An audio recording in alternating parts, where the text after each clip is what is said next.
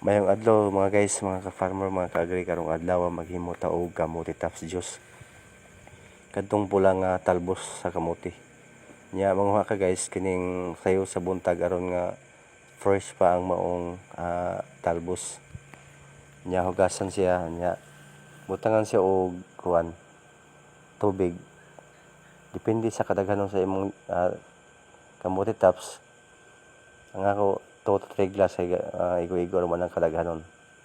Nya pabukaran nimo siya og 5 minutes. Kanang makita nimo nga nag-color na ang tubig, pwede na siya unon. Tapos ang atong sa laon din siya. Butang sa palaksan o sa baso aron nga atong timplahan.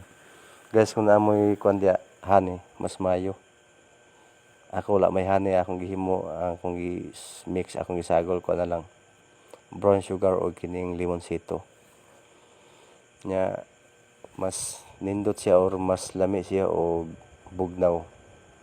Pwede siya butang og ice, nya pwede po sulod nimo sa freezer para mabugnaw siya.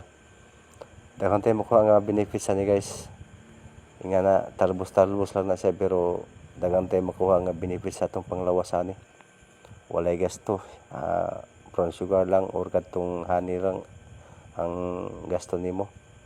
Nya nakay garden dia, tapos pula nga tong kamote tops, ang mangutlo lang ka ana, pwede na kayo kahimo na kag juice.